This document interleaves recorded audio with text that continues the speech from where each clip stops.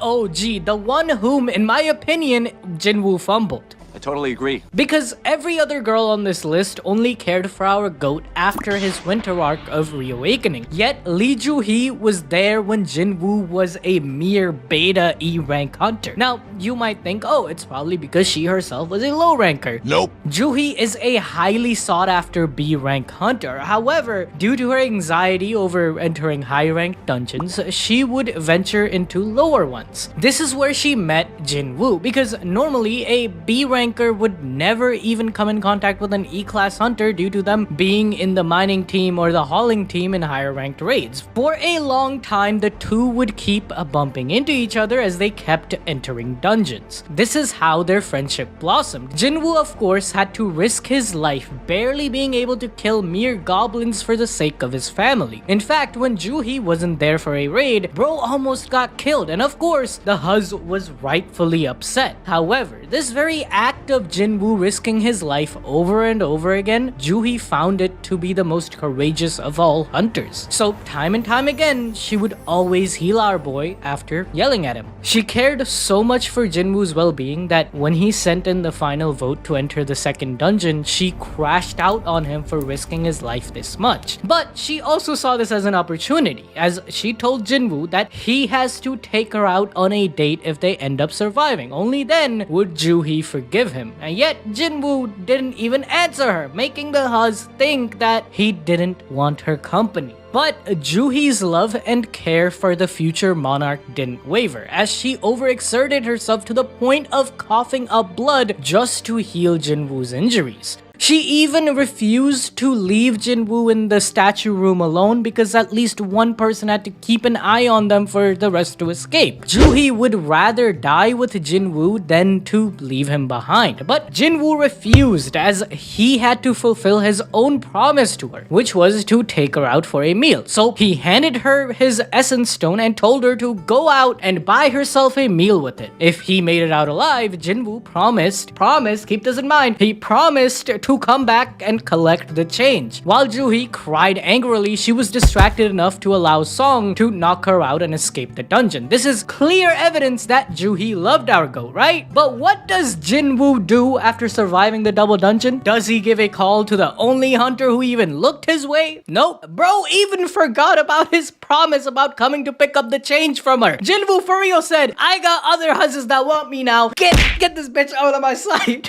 It's pretty difficult to put into words how disgusted I am, how depressed I am. Let me just give you the perspective here, alright? Jinwoo showed up during the stone golem incident, which Joohee was also part of, and does he say hello? Nope, kills the stone golem like a Sigma and just dips. Honestly, I feel so bad for Joohee. She got done dirty, and we gotta admit that this was the only decision by Jinwoo we can't agree on. It gets even worse though, because she kept going on dungeon raids, probably hoping to bump into Jinwoo again. As when Joohee found herself answering a raid request from the Hunters Association for a D-rank dungeon, she was surprised to find all the survivors from the double dungeon incident. The moment she laid eyes on him, Woo, she was stun-locked, as he wasn't frail or timid anymore. He stood before her, strong, confident, and completely healed. Then we learned that she had tried to find him after the incident, but it was almost like bro had vanished. Basically, he ghosted her after more baddies started swiping right on him. We don't have to go there. I mean, you're not wrong, but you didn't have to say it. I mean, good lord. She was even afraid of the prisoners who were participating in the raid, and the only thing that gave her comfort was that Jinwoo was there with her, but he doesn't even look her way. This raid would be the nail in the coffin for Joohee x Jinwoo, as she made a decision. She returned the essence stone Jinwoo had given her back at the double dungeon, telling him that she was retiring as a hunter. She could no longer deny the truth. She did not belong in this world of life and death. Instead, she planned to return home to her parents in Busan. As they parted, she gave Jinwoo one final promise. If he ever found himself in Busan, he should give her a call and she would treat him to sushi. Did he ever give her a call when he was in Busan? Nope, he did not give her a call.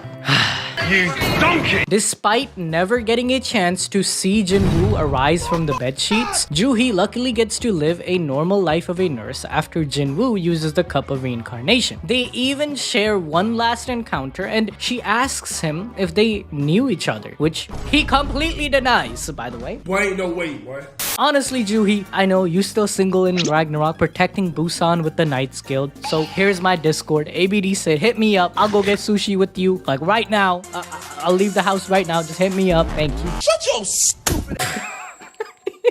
If you enjoyed this video, watch the video where we go over the entire love story of Jinwoo and Cha Hae-In.